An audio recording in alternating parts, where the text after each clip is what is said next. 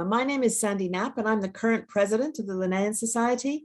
And I'm really happy to welcome you to this first Nature Reader of this year. This is something that Padma has started, and it's been really great. And it's what we do is we have someone present about a book that they've written, a book that's about natural history, about our natural world. And I think it's really exciting because some of these books are books that I might have never read. And so I have, and it's been a great mind opener for me, this series. But I'd also like to just say a few words about the Linnean Society, because I don't know how many of you are fellows of the Society, but the Linnean Society is one of the oldest learned societies which is devoted to the study of natural history. And in our original charter from 1788, it is natural history in all of its branches. So basically that means anything about nature, we are interested in it. And the Society is not merely a society for academics. The Linnean Society is an open, welcoming place where people are welcome who have a passion for the natural world and have a passion for understanding it. Our vision is a world where nature is understood, protected, and valued. And I think that that's something that in these years and after COP26, and as we move forward to the Conference of the Parties for Biodiversity, that's something that all of us are thinking about a lot now, particularly in this year after the pandemic. Many of us have begun to appreciate nature in a really different way today than we did perhaps 3 years ago. We've become much closer to it because it's been that support during these rather difficult times during the pandemic. So I would urge you, if you're not a fellow of the Linnean Society, please do consider becoming a fellow and joining us in this vision and in our mission to inform and educate and inspire people about the natural world. And I think these evening presentations and the ones we have at lunchtime are actually incredibly inspirational, and they help us to, all of us, to think more broadly and think in multidisciplinary ways about how we as citizens of the world can actually think about protecting nature. So please do come and join us. And one day we'll be back in our rooms in Piccadilly and you can come and visit us there. But for now, it's really fantastic to see people signing in from Italy, from India. Our Nayanika is in India tonight. So we have people from all over the world today. And it's really exciting that with these virtual talks, we can really broaden that reach and also engage with lots more people, and we can have much more interesting and open discussions. So please do consider becoming a fellow of the Society, and welcome to the event tonight. So tonight we have a really exciting event in store for us, and the title alone is enough to kind of drag lots of people in, is Crooked Cats, Beastly Tales from India. And Nayanika Mathur is an associate professor in anthropology of South Asia and director of the South Asia Center at Oxford. She's the author of several books, including Paper Tiger, which is about law and bureaucracy in the Himalayan India. And her most recent book is Crooked Cats, Beastly Encounters in the Anthropocene, which was published last year by University of Chicago Press. And tonight, she's going to take us on a journey, which I think might surprise many of us and will show us a very different way of looking at human and non-human encounters in today's Anthropocene environment. So over to you, Nayanika, and thank you so much for joining us from India. It's very late there tonight. Thank you. Thank you so much, Sandra, for that introduction, and thank you so much to Padma and the Linnean Society for this really kind, opportunity to actually talk about my book here this evening. And thank you to all of you for being here from all around the world, I can see. Okay, so what I'm going to do is as Sandra said, I'm going to talk a bit about my book, which has sort of recently come out just a few months back in the middle of the pandemic. But to sort of tell you the story of this book and to sort of try to actually, locate this book within a wider literature, but also my own intellectual journey, as well as some of the arguments that this book is trying to make, I think I'm going to begin this talk by just telling you the origin story of this book. Most of the research, but not all of it, is based in a small Himalayan state called Uttarakhand, which is there in northern India. And this is a space I've been working in for the last 15 years now. But the story of this book actually began with an incident almost 16 years back now, when I just started my doctoral research in a small district in Uttarakhand, which is called Chamoli, which is a borderland district, and it's along the border with Tibet, close to Nepal. And this is, as I said, I just started my doctoral research. And at this point, I was interested in understanding the state. I was interested in understanding local bureaucracy and welfare and development and paperwork and processes around state action actually in this region. So actually nothing to do with big cats, nothing to do with environment, nothing really to do with nature. I was just much more interested in understanding political legal processes. And I was interested as an anthropologist in doing an ethnography of that. But quite early on in my PhD fieldwork, while I was doing fieldwork in Chamoli, a big cat who turned out to be what's called a man-eater, or a big cat that actively preys on humans, turned up in this town I was living in and I was doing fieldwork in. And this was a leopard, and she went on to sort of kill about 6 to 7 people officially, but actually unofficially, many more were presumed to be dead due to this leopard. And she injured about over a dozen people. This leopard, again, this man-eater as they're called, went on to spread what was described as a reign of terror in this town I was living in, this Himalayan town, for close to 3 months. And then she was eventually hunted down by a local shikari, a local hunter. And this was sort of the end of the terror of this leopard. There were these sort of elaborate rituals that then went on around her. Her body was sort of taken on this jeep, her corpse rather, and was paraded through the town. The hunter was garlanded. There were sort of all these felicitations that went on in town because they were like, okay, the man-eater is dead. Her reign of terror is over. But at the same time, there's also a lot of sort of pathos and sadness actually around, what made her crooked, what made her do this, and also sort of there was actually, people were crying at her funeral, and there was sort of a jumble of emotions around this moment at that point. At that point, I sort of wrote about her, about this particular individual leopard in my first book, which had come out of my doctoral research. And so she had this particular big cat had a walk-on part in this book, which is called Paper Tiger, which Sandra sort of mentioned. And it was just a very short, part, so to say. But the way in which this leopard sort of entered in this work was very strikingly in the conceiving of the book title and the final chapter on bureaucratic temporalities and the failure of law. In this work, that is in Paper Tiger, I considered the question of why do strongly protectionist laws that aim to conserve endangered non-human animals like big cats not work? So what is the reason for sort of state failure around conservation? And I used the case of that man-eating leopard to make 2 arguments, which are sort of interrelated. One was that the draconian nature of India's wildlife protection regimes, particularly as manifested in the Wildlife Protection Act of 1972, is far too stringent, and it ends up slowing bureaucratic state processes to such an extent that it leads to intense antagonism amongst citizens against big cats, against the charismatic megafauna that these laws are supposed to sort of protect. So all through my fieldwork, for instance, people constantly would say to me, they're like, don't you understand? The Indian state only cares about tigers or leopards. It doesn't really care about us humans.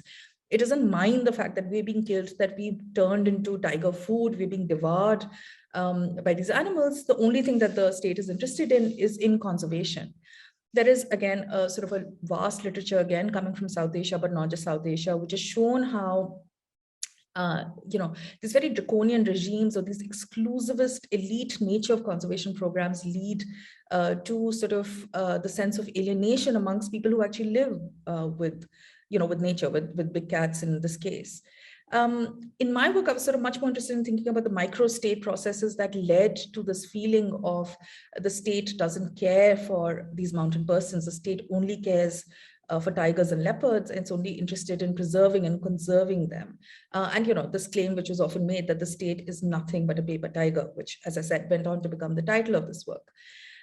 Anyway, so in this early work, I was sort of thinking of nature, of big cats, of conservation very much through the prism of the state, through law, through bureaucracy. I wrote this one final chapter in the book. The title also referred to it. And I sort of thought at that time that I'm sort of done with the story, that, I'm sort of finished with this, and I would go on to work onto something entirely different. Anyway, Anyway, so I then returned in 2015 for an extended period of fieldwork to the same region of India, again, the state of Uttarakhand in northern India. But this time I was now living in a town, which is the capital city of Uttarakhand, which is called Dehradun. And, I basically was working over here when again, in a sort of a very uncanny mimicry of exactly what had happened almost a decade back when I was doing my PhD fieldwork, this leopard turned up in Dehradun, in this town that I was living in. And she, again, was a she went on to kill 3 people, but particularly 1 young woman and 2 children. And this actually happened down the road from where I was living, in fact, where I am currently as well. And this happened not so in some remote Himalayan borderland town, like, the one I was living in Chamoli, but it actually happened in the capital city of Dehradun, which is a big, old sort of colonial city. And it happened in the grounds of this thing called the Forest Research Institute, which was an institution that was central to the birth of scientific forestry in India in the 19th century. And it's literally down the road from where I'm sitting right now. And this leopard was inside this space, and she went on to kill all these humans. Now, Dehradun sort of reverberated with the shock of this killing. There was a proliferation of precisely the same kind of talk around leopards, around tigers, around, the category of the man-eater, as I had sort of experienced almost a decade back when I was doing my PhD fieldwork. And so sort of it was, to me, I was sort of immediately pulled back into this world of crooked cats. And I sort of returned to this project. And, what you see now with this book that I'm going to be arguing, talking about my arguments in a minute here, actually emerges from these very sort of serendipitous encounters, very beastly encounters, one would say, with big cats. And it has a long time span. And the question, the fact that I've actually been sort of interested in these kind of big cats that, for some reason or the other go off the straight and narrow path to prey on humans, from 2006 till now is sort of reflected in the material within this book. It's reflected in some of the arguments, as well as some of the material that I'm using to argue a particular set of arguments. Okay, now what are those exactly? So this is the book that I'm going to talk about now. Now that you know how I sort of got to it, because that's a question I'm often asked about it. I'm going to talk about like 5 main aspects of this book this evening. And I'm, due to paucity of time, obviously I can't go into details with any of them. I'm going to touch upon all 5. But for me, these 5 aspects are quite central to what this book is trying to do. Now, one of the things I'm really trying to do here, and, I do, I leave it to the readers to decide how successful this is or isn't, is that I'm trying to move away from 2 dominant modes of telling the story of predatory big cats, or what are called man-eaters. As many of you who sort of joined us here would know that, there is a long history to man-eaters. There is a lot of literature on them, not just academic literature, but in fiction. I mean, think of Sher Khan in Jungle Book, or think of, popular renditions of India as a space that is, has all these man-eating tigers, the ferocious tigers that come and eat humans. I mean, there are many, many ways in which the story has been already told. What I'm trying to do in Crooked Cats is I'm trying to move away from some of these dominant modes of telling this story. Now, for that, what I try to deploy is storytelling. Now, of course, I'm an anthropologist by training, and ethnographers have always been, really about telling stories. So in that sense, this claim that there is a new mode of storytelling that I'm trying to deploy here isn't entirely true, because that is a way in which anthropologists, ethnography as a mode of describing the world is function, that you tell stories about people, you tell stories about places that you go to. These stories that I call beastly tales, and I'll explain why in a second, I think that for me, it becomes important to sort of center this new way of telling stories, because as I just said, I'm trying to move away from the dominant narratives on big cats and the dominant stories, the dominant ways in which the story has been told, but also because I'm trying to actually write the climate crisis into the story.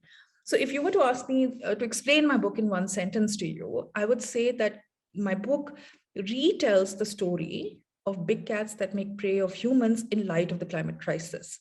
So given the fact that the climate crisis is so central to this book, I feel like I need to sort of, find a new way of writing, a new way of explaining the world, explaining this world of crooked cats.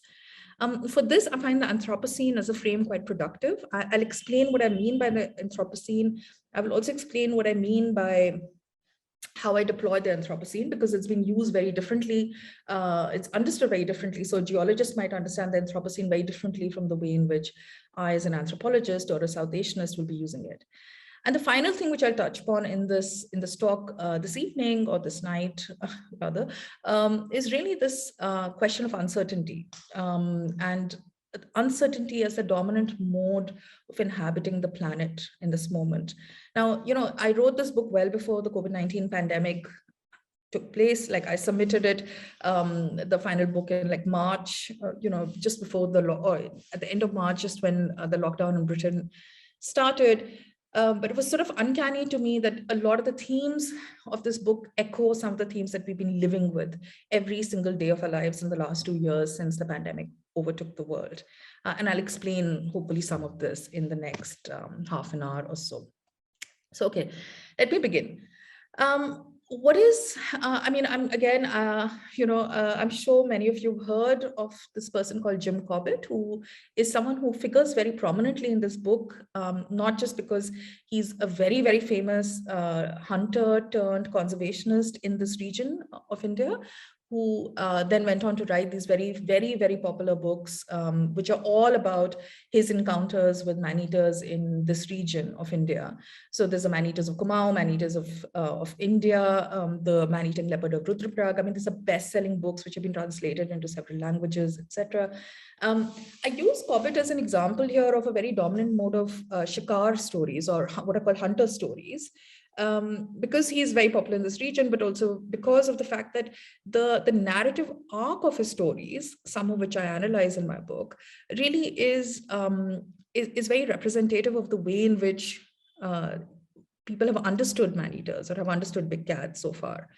I hope to move away from this mode of talking about big cats, and I also hope to show in the book the not just the imperial stance that you talk about, the masculinity, the white masculinity, which you can even see in these images, but also to show, to argue that it's been very destructive and very problematic what his afterlife has been in this region, in which hunting becomes the only mode through which you actually respond to cats that have gone off, the straight path, that have become crooked. Maybe we can discuss a bit of that in the Q&A, but I'll raise this here, and I put these images up here to show that this is one way in which, crooked cats are really understood. So even now, so many people, before they read my book, say, oh, I love Jim Corbett and I love his stories, and that's why I want to read Crooked Cats. And I'm like, oh my God, like, this is absolutely the wrong reason to want to read my book, because my entire book is a critique of this way of telling the story. But then this is other way of talking about big cats, again, in India, which, you would think is not that problematic, and which is, is this whole conservationist lens, where, again, you have these reams and reams of books on, saving the tiger, on the beauty of the tiger, and how, like, tigers and leopards and lions are the pride of India. And they're, there's this whole, there's a very different kind of a genre, which is about conservationism. Though, of course, historians have shown us that conservationism came directly out of hunting, that these practices of hunting and conservationism are actually intimately interlinked. I'm not going to go into that right now, but there's this other sort of genre of telling the story of big cats. And what I want to do here is I also sort of move away from this way of talking about big cats. And let me now tell you how I talk about them. So to explain that, let me begin with the title, Crooked Cats, right? Again, why would I use sort of this particular title and not the ways in which these big cats are typically known as, or, are immediately recognized? And that is the term man-eaters, which might be the way in which you would understand them. And this is the way, all the literature talks about such cats. So I use the term crooked cats, and I don't use the term man-eaters for several reasons, which I'll discuss here. I think I was obviously trying to move away, the point I just made, I'm trying to move away from these colonial statist and conservationist discourse where the term man-eater is used, and the term itself comes with its own baggage, right? Its own historical baggage, its own political baggage, but it also makes you think of them as particular kinds of beings. There's obviously this, there's the use of the word man instead of human, so there's the obvious gendered nature of this term. And of course, it has its origin in colonial discourse. And, it became very dominant in certain representations of colonial representations of India, which, of course, are problematic. But probably the most important reason that I use the term crooked cats is because this is in the stories that were told to me about these beasts, so to say. One narrative arc, which was actually told to me quite often, and which I find very compelling, and which I think helped me shift my own understanding of what these animals are and what our relationship as humans is with them, was that somebody, and I remember his, I mean, many people would talk like this, but let me talk about the one man who first told me that. And he was this elderly man who lives in a district in the Upper Himalaya here. And he, I was talking to him at a dhaba, at a tea kiosk about these animals. And I said, so, can you tell me a bit about them? And he said, the thing is, most tigers or most leopards are actually what he calls Siddha Sada, or very simple, they're very straightforward. They're just, normal, honest, straightforward big cats. But he said some of them, they sort of go off the simple, straightforward path to become crooked. And the word he used was teda, which means crooked. And he said, he basically was like, we don't know what makes them teda. We don't know what makes them crooked. And that this fact that we don't know what it is that, that one particular big cat goes crooked, but 20 around them would not be, was a source of, deep, sort of wonder for him. It was this question of, why does this happen? And what was actually very interesting is that in these conversations on, why does a particular cat become crooked and not others, most of the mountain people I worked with would say that we don't know. And there's this profound uncertainty to this, to why a particular big cat becomes crooked and not others. But most of them would recognize that actually it has something to do with humans and our human actions and human processes and human things, which has led to them becoming crooked, and they would refer to crooked politicians, they would refer to crooked capitalists, they would refer to polluting, fume-spitting industries.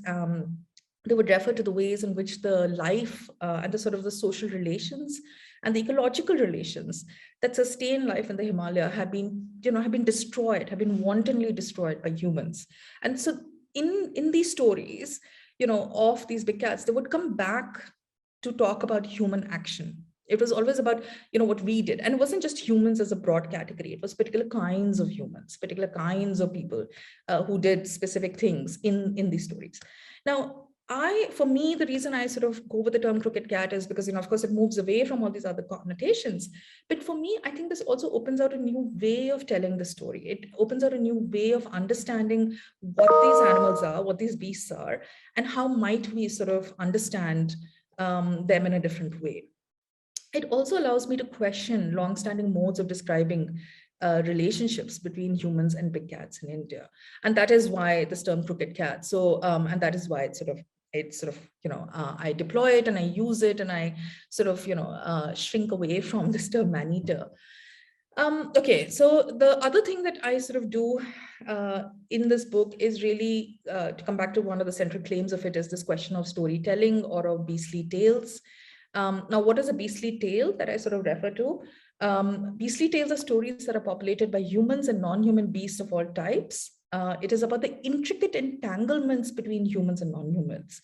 So I'm not, this is not just a story about a tiger or a leopard. It's actually about the relationship between humans and non-humans. It is a relationship between that leopard that lives down the road from me, which I often see when I take my dog out for a walk, and the humans around it, and it's in that relationship that I locate this story. It is through beastly tales. I center these beastly tales at the very center of a series of cascading questions. And I'm going to just sort of just articulate what the questions are of this book, and then sort of go on to talk a bit about how I try to answer them. So firstly, and quite simply, the question I ask here is that how does one understand the phenomenon of crooked cats in India today? So how do we just understand why these animals exist and why do they do what they do? So very straightforward question. But leading on from this, I ask, how might the beastly tale of crooked cats deepen our understanding of the causes, consequences, and conceptualization of the climate crisis? And finally, I ask, how do they open out the debates in the Anthropocene? Now, for the rest of this talk, I'm going to answer some of these questions. I won't be able to go into the details of it through the actual narratives, the actual stories, but I'll just try to give you a taster of what some of these stories might be. As I said, to me, this question of storytelling and telling, how you tell these stories is very important, because it allows us to sort of write the climate crisis in. It allows us to see the climate crisis in ways that, perhaps we would not have otherwise seen it. I should also say here, of course, that the term beastly tales is borrowed from this collection of poems by one of my favorite writers, Vikram Seth. It's called Beastly Tales from Here and There. In this collection of poems, Seth talks about the relationship between different kinds of animals, and these are sort of morality tales that he tells us through these relationship between animals. And I think that in Crooked Cats, what I do is I write of relationships between different kinds of things. So for instance, between the law and paperwork and bureaucracy, or between surveillance regimes, our smartphones, CCTV cameras, and emotion and affect. So I try to sort of draw a relationship between slightly unusual things, which are coming out of this research that I've been doing on them for a while. And I don't necessarily think of it as a sort of a morality tale in the way that Vikram Seth's very, very beautiful collection of poetry does it. But I also do think that there is at the heart of this sort of a moral impetus or a moral urge to reimagine the world, to see the world, as struck by the climate crisis, and to think about the role of humans and human actions within it. So that brings me to the Anthropocene. So let me just sort of, I'm sure all of you know what the Anthropocene is, but I want to just talk about how I think of the Anthropocene and how I deploy the Anthropocene in this work. So as you know, the Anthropocene is a term that has been coined by geologists to signify the epoch subsequent to the Holocene, in which human actions are shaping the planet so profoundly that they're now acting as a geological force. This is the age that we're currently living in, though debates about precisely when it began continue to rage.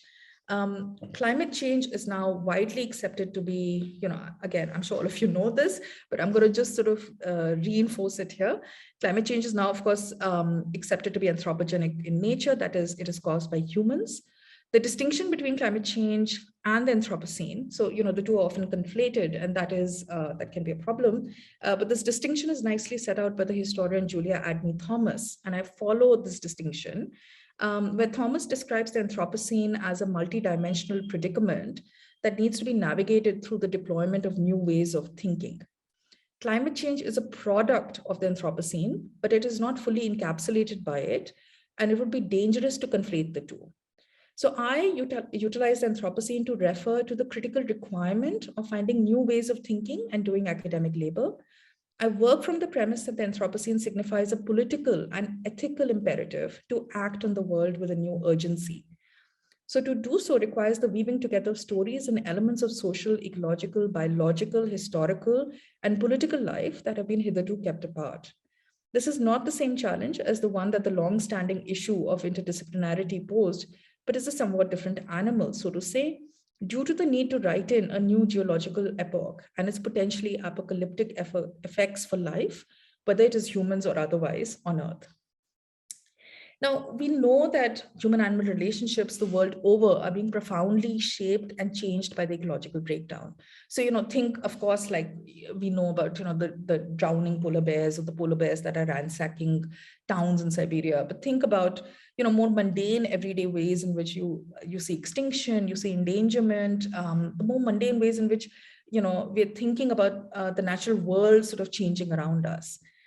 Many of the central themes of Crooked Cats, so whether it is the bewildering rise in attacks on humans by cats, so this is becoming a big thing now in South Asia, but not just in South Asia, anywhere where you have a substantial population of big cats, that there is a much more what's called human-animal conflict. Now, again, this is a particular term that conservationists use, which I sort of want to stay away from this question of conflict, but that is how it's described, and it is sort of, there is a massive spike in it, which we can see around the world.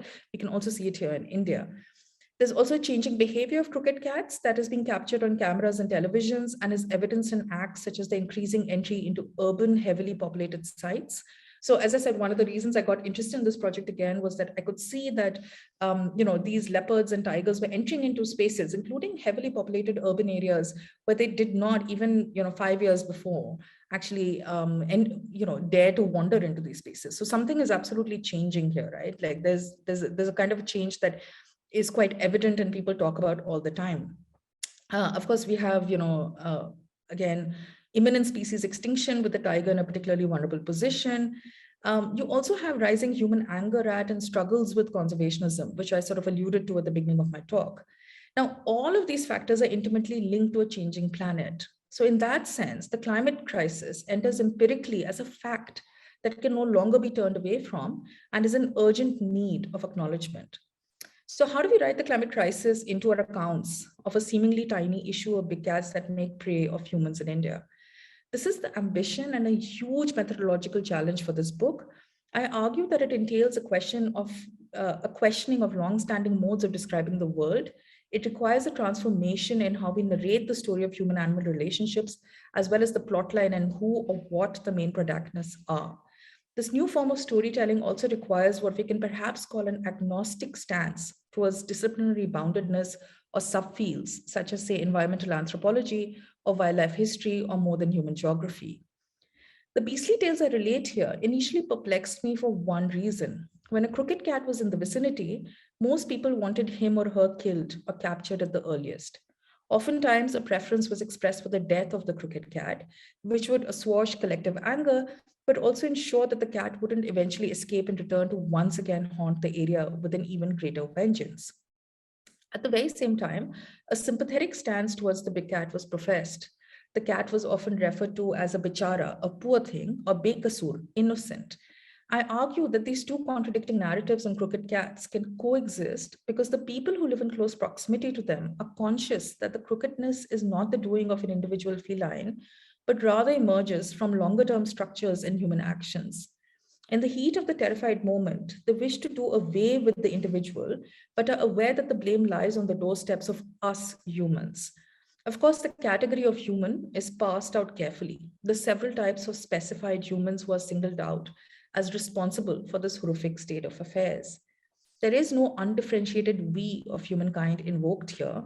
And when I talk about here, I'm talking about my interlocutors in the Himalaya. Rather, there is a clear understanding of power and social stratification along lines of caste, class, gender, age, location, and race. Climate change, as has been well argued by now, is notoriously hard to pin down to just one thing, to clearly see and to articulate coherently. And there's a great difficulty too in making the complex interconnections across time and scale that then allow it to be brought into visibility. It is also hard to clearly identify who all are responsible for the climate crisis, giving the gesturing to vastly depersonalized systems like capitalism or consumerism. Now, a central claim of my book is that the stories of crooked cats do this intellectual work of pulling together disparate elements that allow us to experience and fathom the climate crisis in a unique way. But this requires a receptiveness to the message in the beastly tales, a willingness to trace the connections that explain our current planetary predicament through the peculiar phenomena of big cats that make prey of humans in India. Almost all my interlocutors, ranging from conservationists to residents of the Himalaya to hunters, claim that there is a massive spike in the unusual actions and visits, as they describe it, of big cats in recent times. To chart this out statistically is difficult due to the unreliability or absolute absence of data for all of India over the long durée. Mapping this out also involves relying on a particular form of knowledge, which is the quantitative or the statistical as a mode of persuasion. An ambition of this book is to instead rely on beastly tales to do this labor of convincing for us. I take very seriously the universal claim among my interlocutors that big cats are acting in ways that are increasingly considered out of character. In northern India, in the Himalayan state of Uttarakhand, which is, as I said, the primary site of my research, it has the highest number of attacks on humans by leopards and tigers in India. And this claim is very widely accepted. So, everybody will be like, there's something that's going wrong. Like, you just know there's something going wrong with us because of the ways in which these tigers and leopards are acting. So, in this scenario, from a range of, possible overlapping explanations, I posit for, why there is a massive spike in attacks by big cats. I posit climate change as a central factor. There are several theories on the existence of crooked cats, as well as speculations on why they're acting thus, which I explore here. And it is difficult, and in fact, I argue ultimately unnecessary, to separate out these various theories to claim a singular explanation for why animals are being considered to actually acting in more violent ways than before. There are many unknowns in the story of crooked cats. In fact, this book itself was birthed out of the uncertainty that characterizes the presence and spread of crooked cats. Uncertainty around crooked cats is what leads to the dense proliferation of beastly tales. As I said, there is a long history to this existence of crooked cats, which people like Cobbett, or for that matter, a lot of sort of fiction writing on India has also already explored. Yet, there is a way in which there is a huge amount of uncertainty and an sort of knowingness to these cats, right? And not just these cats, but like, why do animals act in the way that they do? Why do they sort of go crooked? Why do they behave in these ways that are increasingly becoming perplexing? As Anne Kelly et al. Have noticed, that ignorance and uncertainty never describes a generic absence of knowledge, but always refers to highly specific forms of unknowing. Now, I want to play with this idea of unknowing and this idea of uncertainty. And I depict several forms of unknowingness around crooked cats and the means through which concerned humans attempt to arrive at greater certainty. So I should say that, when I refer to uncertainty and unknowingness, it isn't to depict my interlocutors as ignorant or somehow lacking. Rather, it is to highlight the tentative, affective, and situational knowledges that are in operation. It is also to highlight how formal institutions of governance and conservation refuse to acknowledge the fact that they, in truth, function through such uncertain knowledge practices, yet demand, and more often than not, work to actively manufacture legible knowns. So while there might be many unknowns around why cats go crooked, it is now indisputable that anthropogenic climate change is central to species extinction. It is widely accepted that we are now living through what has been termed the sixth mass extinction. A synthesis of published studies argues that if climate change proceeds as expected, 1 in 6 species could face extinction. In May 2019, the Global Assessment Report released by the Intergovernmental Science Policy Platform on Biodiversity and Ecosystem Services noted that around 1 million species already face extinction, many within decades, unless action is taken to reduce the intensity of drivers of biodiversity loss. Now, I'm not going to go in here in like sort of the details of extinction and endangerment. I'm sure most of you know about this. I'm also not going to rehearse the conservationist policy discourse, but I want to just refer to it here because, this work is quite critical of this dominant discourse. So I just want to refer to what I'm being sort of critical about. What happens in sort of the conservationist policy discourse is that the blame for what is referred to as human-animal conflict falls on growing human populations, on encroachment by humans on animal land, competitions over resources, and generalized biodiversity depletion arising from anthropogenic, they don't actually center climate change in that way. But for instance, if you look at the World Wildlife Fund, it tells the story of conflict between humans and big cats as one of direct competition between increasing populations of humans and their livestock and a decreasing number of vulnerable big cats. So on the one hand, what you do have is a gathering scientific and conservationist consensus that establishes climate change and its effects quite centrally as a factor affecting human-animal relations, especially but not limited to extinction and species endangerment. Again, I'm not going into the details here of this literature, but it's important to not disregard this emergent body of knowledge, which had not been at hand in this form for many of the earlier sort of studies or understandings on humans and animals and why they might come to clash. At the same time, it remains crucial to not let such legitimized quote unquote scientific work entirely dictate how we understand the question of human-animal relations in a rapidly changing world. And so what I attempt here is precisely this delicate balancing act. The task, as I see it, is not to somehow add the science onto the ethnography, just sort of throw this sort of data and statistics and studies into the middle of this. But rather, I want to think about what happens to history, to ethnography, to politics and literature when climate science is written into the humanities and social sciences. What happens when, in lieu of being led by the science or through a reliance on numbers and graphs, we enfold these different ways of comprehending the world one into the other? And this is something, it's a question mark. I don't claim to answer it here, but this is the sort of the methodological dance that I'm sort of trying to do in this book. And of course, we need to understand and recognize that seemingly scientific accounts are themselves derivatives of the stories that we choose to tell about the world. So as Ursula Heiss has argued, biodiversity, endangered species, and extinction are primarily cultural issues, questions of what we value and what stories we tell, and only secondarily issues of science. That was a quote from Ursula Heiss. So the story around changing human-animal relations and the increase in what is problematically termed conflict has taken a particular form, with the natural sciences, policy, and conservationist voices taking a lead in it.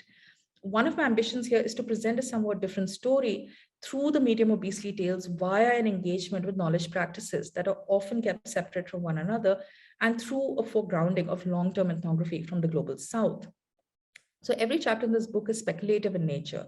It offers out several possible theories. It gives case studies. It has what I think of as informed musings. Crooked Cat sits uneasily with the production of an overarching authoritative explanatory narrative that is oftentimes expected of academic writing. Now, this is partly a reflection of my fieldwork, the fact that I've been sort of working over a long period of time, etc. I've been sort of in different sites. I've been trying to work in many places and times. I've been working in the archive. I've been looking at biology manuals. I've been looking at fiction. So there are lots of sort of things I'm trying to sort of bring together here. But actually, I think that it is primarily derived, this sort of uncertainty or this lack of sort of a firm knowledge is derived from the topic under consideration. Crooked Cats are discussed through recourse to speculation, to guesswork, by the proffering of theories, analyses of cases, gesturing to historical examples, and by leaning on biographical details. By biographical details, I'm referring to the biographies of big cats as well as of humans. Now, I've consulted, a range of sort of literature around this, and my methods have, again, as I said, they've ranged from like long-term ethnographic fieldwork in a bounded site to the study of WhatsApp forwards or social media, news items, images, working in district archives in particular. Who are the people I worked with? They're sort of a motley bunch, and they include, but they're not restricted to, hunters, families of victims, people who've been injured by attacks by big cats, conservationists, forest guards, bureaucrats, journalists, anybody who's sort of into wildlife in some form or the other, taxi drivers, school children, college students, biologists, photographers, or even just someone who regularly sees a tiger or leopard near their house. And I've also sort of befriended quite a few poachers in the process of doing this research. Now, so when I would ask these people, especially here in the Himalaya, about crooked cats, they would all respond by referring to human actors and historically shaped political structures.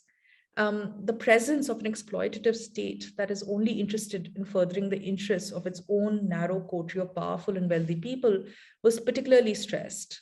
And a sort of an entity that was often talked about was the figure of the state, the Indian state, which did not care if human lives are being brutally lost and is interested only in the exploitation and expropriation of the rich natural resources of the mountains.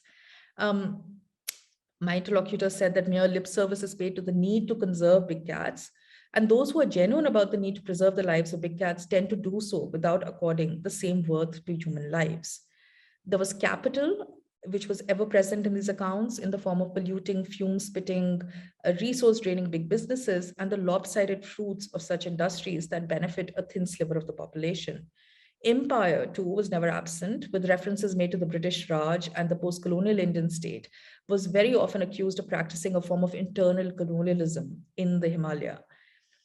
Now, there was this sympathetic stance, as I said, towards crooked cats that was discernible once they had been killed or captured, that is, with elaborate theories propounded to explain why they do what they do. There were rich accounts of individual named big cats, alive and dead, which were also narrated. And I found these stories of the individual big cats really compelling. And so I sort of weave them into this. I have these little big cat biographies in it, because I think these biographies of an individual big cat actually tells you a lot about human-animal relations. The real beast of the tale in the majority of the tellings was not the offending leopard or tiger, but rather certain types of humans. There was a centrality of human action in the role of politics, history, capital, ecology, the landscape, forests, and the destruction of them, the rage of the rivers, gods like Shiva, the Hindu god Shiva, other animals like dogs and bears, government documents, the state, political parties, charismatic individuals. These are all, this and many other things were sort of features that were brought up to explain the presence and actions of crooked cats. In this book, so I'm just sort of going to conclude now. In this book, I put these accounts together and I sort of work through them to show that to argue that they showed a sharp understanding of history of capitalism, of modern politics, animal behavior, sociology, and the ecological breakdown.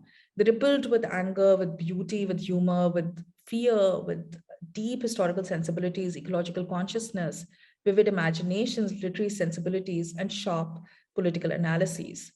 What I try to do in this book is that I weave these stories together to claim that they're powerful depictions of life in the Anthropocene. And by paying careful attention to the connections that they trace, the logics and poetics, and the regimes of governance and intimacies they emerge from, allows us to productively deploy the concept of the Anthropocene and write the climate crisis into the age-old story of big cats that make prey of humans in India.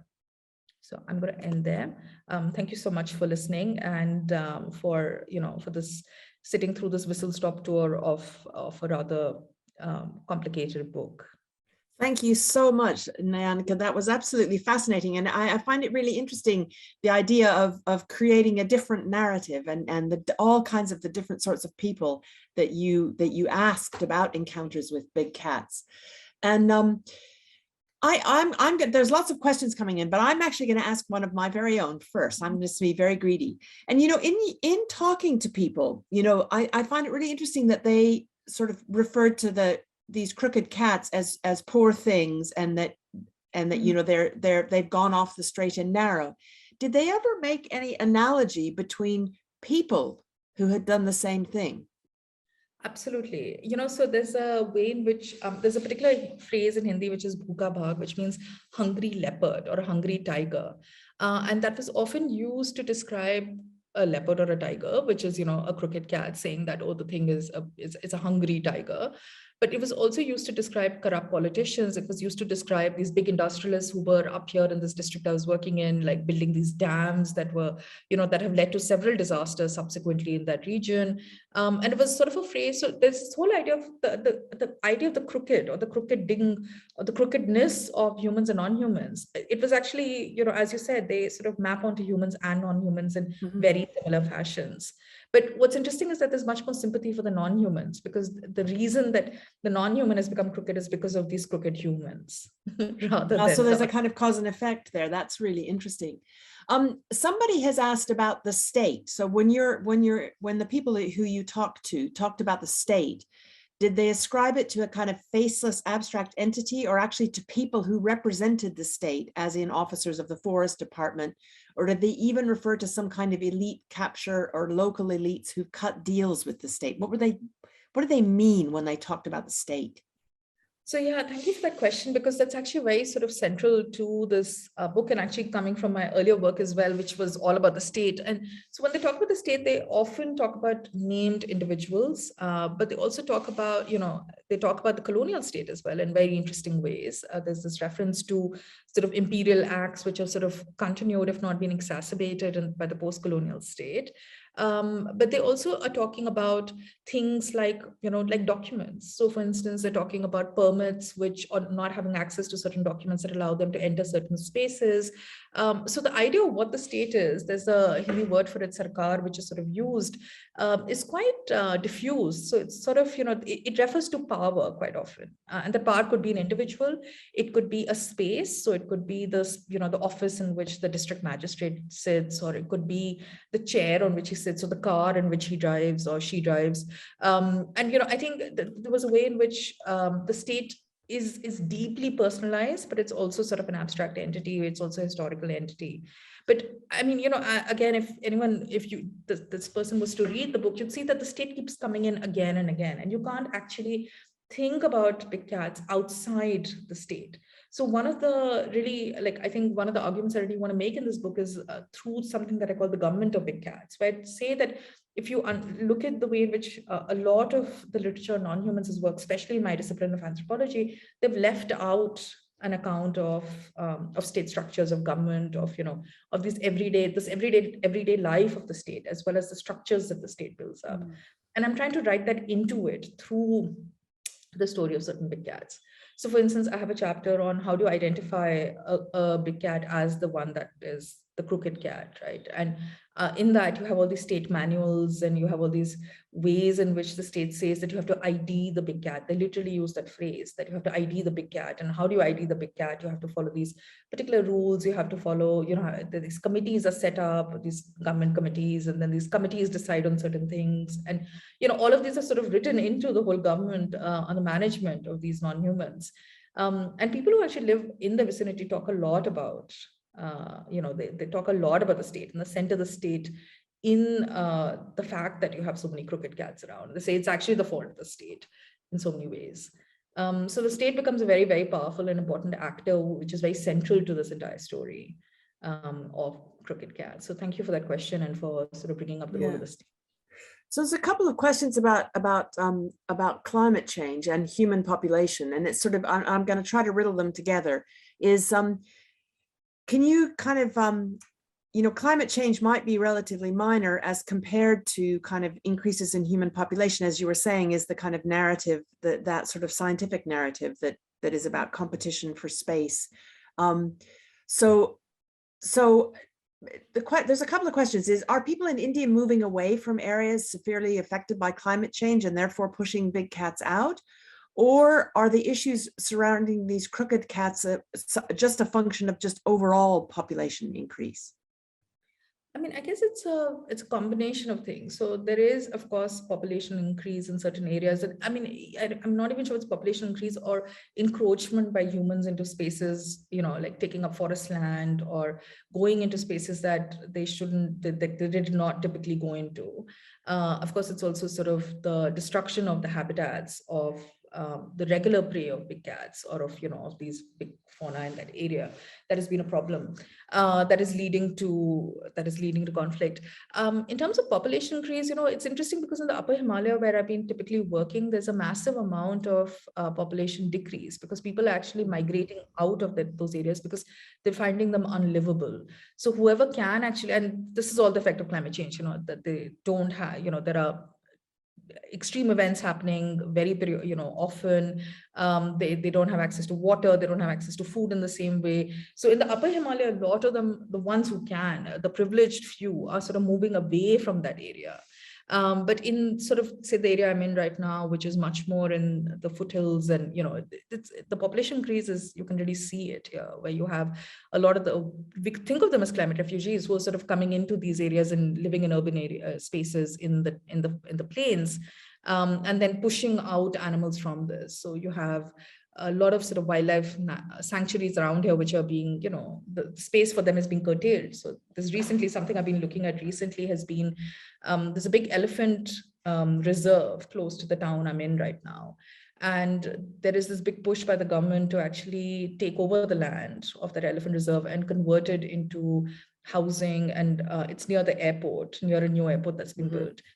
And so they're converting what was up till very recently conserved land, preserved land, land that you couldn't touch, which was actually meant for elephants, into basically for humans. So, I think so. This is the thing of what is climate change and what is like, so I think sort of disentangling that is very specific to place and time.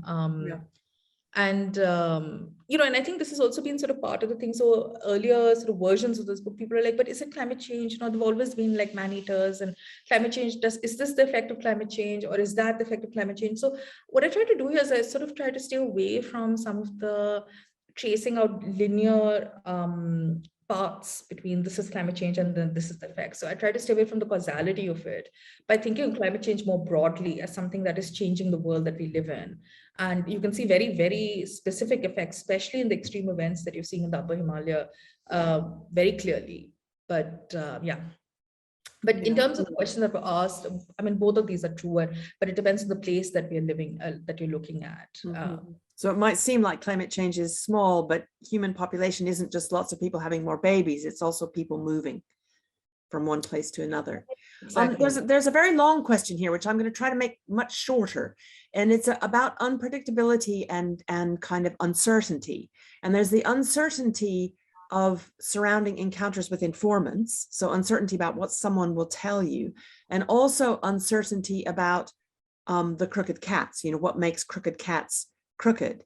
And what's asked is, how would you juxtapose those forms of ethnographic uncertainty? And given that you can actually never really fully know what your informants mean, how can you compare the process? How do you compare the process of interpreting and making claims about what people say with what big cats do? So how much is uncertainty a kind of centrality of the entire discipline? I mean, I think that's a really good question. And, absolutely, like all ethnographic work is always sort of only guessing at things, right? Like you can't come out and have this, quite unlike other disciplines, like say political science, economics, which have a much stronger claim to truth, right? Truth claims that they can make. Whereas in anthropology, it's always tentative and situational and speculative. I think when I talk about uncertainty, though, I'm talking about it in two ways, which I think might differentiate it from some of the earlier anthropological uncertainty. I think one of the ways I'm talking about uncertainty is that if I say just compare this to my own work, with earlier work on the state or on bureaucracy, etc., I never saw this kind of uncertainty. People were like, these are the processes, these are the problems, people are corrupt, the state is dysfunctional, there is state failure here. Like there was a way in which you were, this is about dysfunctionality, or it's about the slothful bureaucrat. There were ways in which there were very clear answers given, or there were very strong opinions that people had. And these might be particular opinions that they had, and they might not be quote unquote true, but they were very certain of what that opinion was. Mm-hmm. Whereas what I find interesting here when I talk to humans is that they're certain about one big overarching thing, which is that, humans have messed up this planet, humans have messed up this country, and humans are killing animals, and humans are evil, at some level, and that they're messing things up. But in terms of the specifics, there's a lot of speculation, right? Like, so why does this happen and why does that not happen? What will this big cat do tomorrow? Why did it go there and kill that baby? Why is it acting like this? Why did that one not do that? There is no way in which I haven't, the narrative style itself sort of shifts quite dramatically. So I think for me, if you're talking about ethnographic uncertainty, I didn't see this form of ethnographic uncertainty in my other work. I don't see it, say, in other research that I'm still doing on the state or on, say, biometric identification, where there is much more tangible, there's much more sense of knowing what you're working with and where it's going. And there are much clearer opinions that are given. Whereas in this case with big cats, it's a very different way of understanding what the world is, or understanding what these beasts are and how we live with them. So I think that's how I talk about uncertainty. But I also talk about uncertainty, to come back to, say, the pandemic, or to come back to the climate crisis. There's a way in which the world in which we live is so at a macro level has become much more uncertain. So for instance, again, if I go back to, this district of Chamoli, where I've been working in now for a long time, it has had, like, just a year back, it had this massive climate disaster. I mean, it was basically a climate disaster where, you had these dams bursting, there was a glacial breach, everything sort of just went upside down. There were many casualties. There's so much fear over there right now. And they talk about, we don't know what's happening to this world. Like, they talk about, my current project actually explores this whole narrative of the death of the Himalaya, where they talk about death in ways that are ecological, they're political, they're social, they're not just, death or as in human death. And this is all linked to this sense of uncertainty. So I think that's how I would distinguish my use of uncertainty from, from like ethnographic anthropological knowledge as it's typically been used previously. Mm-hmm. Yeah, that's really interesting. Somebody's asked a very interesting question. They've been thinking about what you mentioned about the gendered nature of the man-eater and that masculinity of that dominant previous narrative. And so what's it like being a woman in this field, and how do women feature in your findings? Yeah, thank you. I mean, the gender nature of it is fascinating because, again, I also sort of worked in these, my early work was again in like spaces where there were only men, because I was working within these lower level government spaces where there were hardly any women, etc. What I found interesting with working the research for this is that the many more women who were involved. So one of the people I work very closely with, she's a wildlife biologist, and I sort of traveled with her to different spaces, and I've worked extensively with her, and she would hire these like research team of young researchers who, again, it's been fantastic to work with, and they've all been young women. So a lot of the victims of attacks by big cats are women, because they go out into the fields, because they go into the forest, they're like doing sort of particular kinds of chores that takes them to spaces which are more dangerous, etc. So I found that actually I've interacted much more with women in this particular field, in this project, than I did in my earlier work. And I can only say it's wonderful to be able to be working with like women. Yeah, but I think the gendered nature is really important, because I mean, something I talk about in this book is like, all man-eaters are typically, when in Hindi, when they talk about them, they refer to them as he, even when you know that it's a female tiger or a female leopard. So there is a gendering of the man-eater, which is at play all the time. And I also write in this book about, how when you find out that the leopard or the tiger is a female, the crooked cat is female, there's much more empathy with this animal than with the male. So for instance, this one in Dehradun, and this leopard in FRI, which sort of got me back into this project, when she was hunted down, it was a very brutal hunt, because the shot didn't kill her cleanly, so she bled to death in this like really painful way. It was just horrific, just seeing the pictures. She was pregnant with triplets, and she was almost to term. And the fact that she was pregnant and she was about to have babies, and then she was killed in this really ugly, brutal way, it caused such an uproar, and there was just the whole narrative around her changed like within minutes. So the way in which gender operates within the space is also very interesting, and it's very, very important to think about it. So as a researcher, but also the gender of the cat, the gender of the victims, the age of the victims. There's a lot of intersecting and moving parts in the whole story. There's a question about, there's some sort of comments. There's quite a lot of comments, about, but also sort of a question about how much. So your informants were from Uttarakhand and from Dehradun and from Chamali, but how much is it that is it seen as activity of people outside the area, the other, or telecoupling of climate change and the effects of climate change caused not by people with whom you spoke, but with other people? And is that in some way related to the state, or is that separate from the state? Yeah, I mean, the outsider figure is also very important, because in Uttarakhand, for instance, a lot of the allegations that are made is that these are outsiders who are doing it. So the state is seen as an external entity, because it is manned by, I use the word deliberately, by sort of hostile forces that don't understand the needs of the mountains and what people there want. But there's also the sense of these outsiders who are coming to steal our resources, to dam our rivers, to take our minerals, to cut down our forests. And these outsiders are typically plains people. So in the mountains here, there's a very strong sort of historical animosity between the mountain people and plains people, between what are called the Pahadis and the Maidanis. And it's, again, a long-standing sort of sense of, but you're from the plains. I get that even now, even though I've been working here for so long, they're like, but you're from the plains, you don't understand this, right? You're from Delhi. What do you understand about this? You must like tiger humans. So there's a sense of like the outsider figure, which is really important. And one of the other ways in which the outsider figure really figures in this is actually in theories on how a big cat becomes, why is a big cat crooked? So a very popular theory in the mountains is that these crooked cats that you see up here are actually not native or indigenous to the mountains, but they have been shipped up here by this corrupt Indian state that is so unfeeling and uncaring that either it is actively conspiring to kill the mountain people with these through the weaponization of crooked cats, or it is so negligent that it doesn't realize that the humans living up here. And basically one theory which goes is that when tigers and leopards and lions become too old in zoos, or where there are too many of them, then they're sort of shipped up and released in the mountains by the state.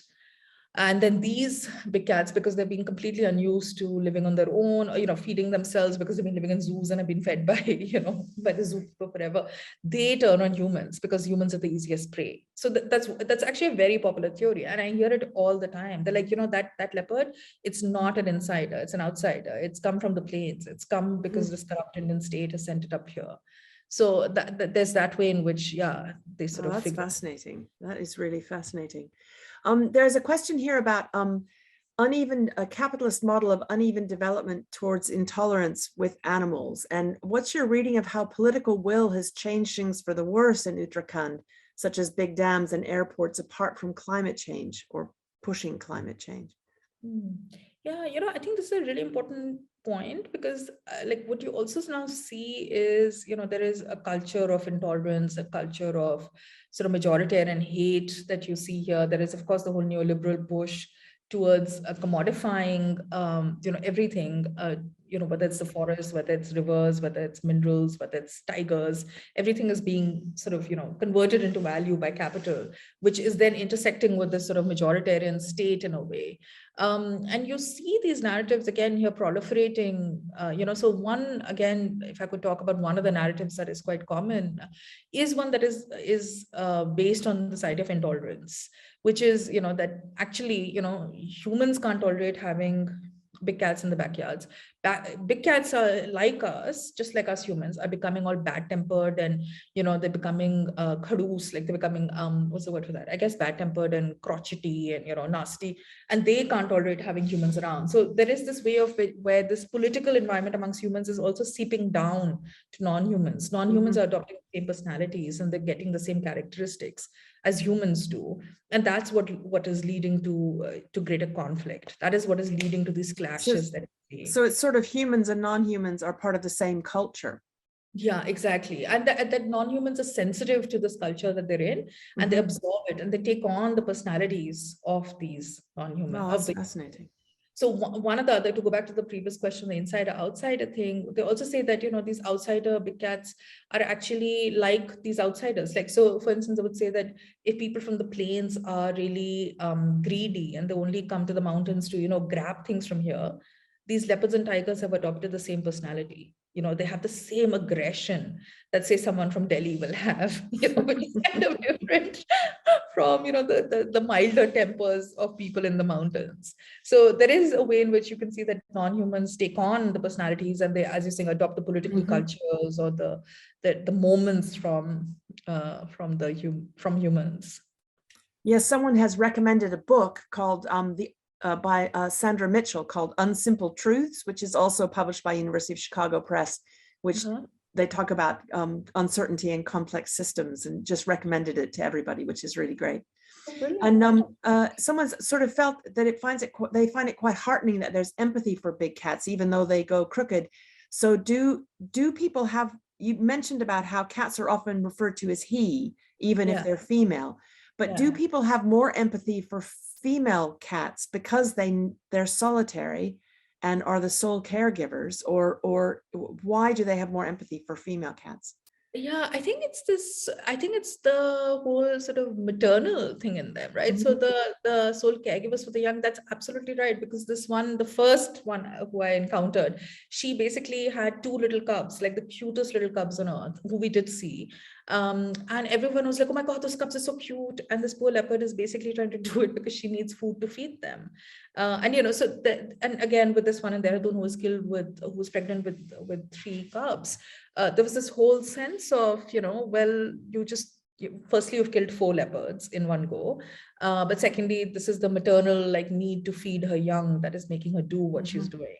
So there's this whole, there's this whole narrative of motherhood that comes in with them. So it isn't so much the solitariness of them as much as the assumption that she's doing this out because of the need to protect her cubs rather than for some selfish reason, which they perhaps do not feel with male tigers and leopards. Yeah, I said there's another quick question, and then I'm going to let Padma ask her question, and then I have one last question.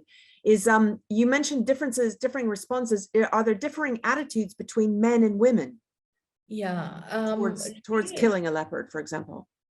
So I think towards killing, like, I think towards killing a leopard, definitely, like, there is, and I think, well, between men and women, I need to think, I think there's a different attitude towards killing between,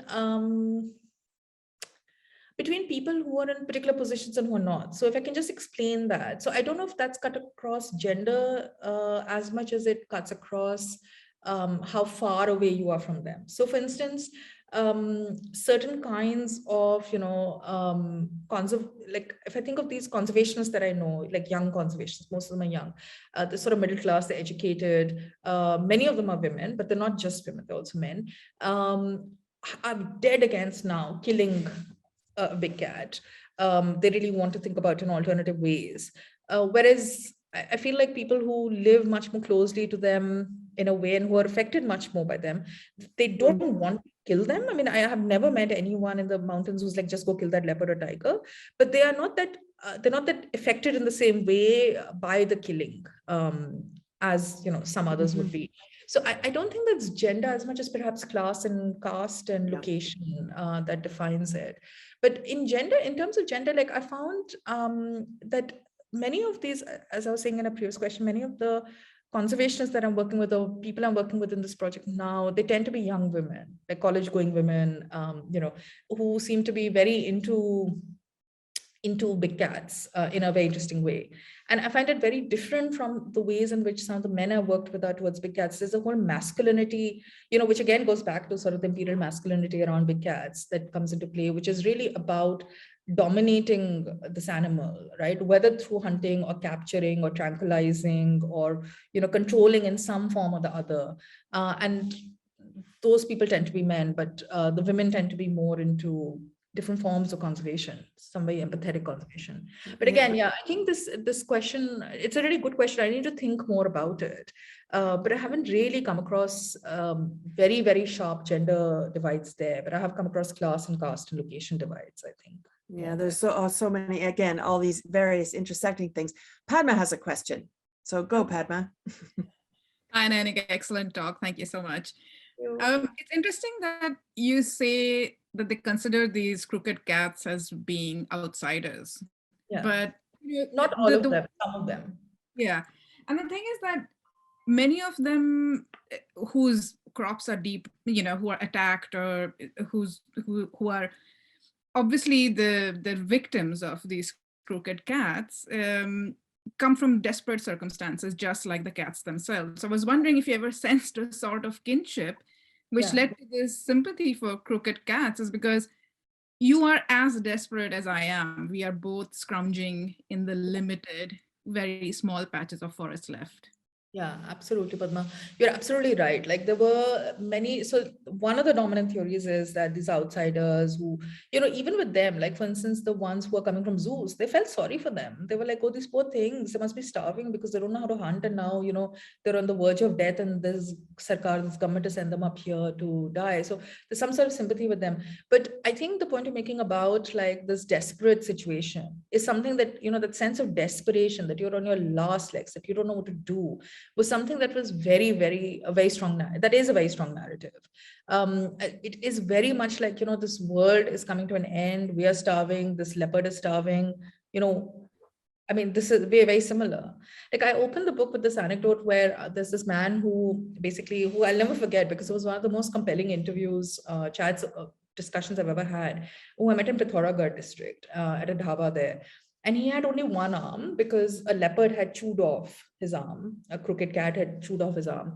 And I asked him, why did this leopard do it?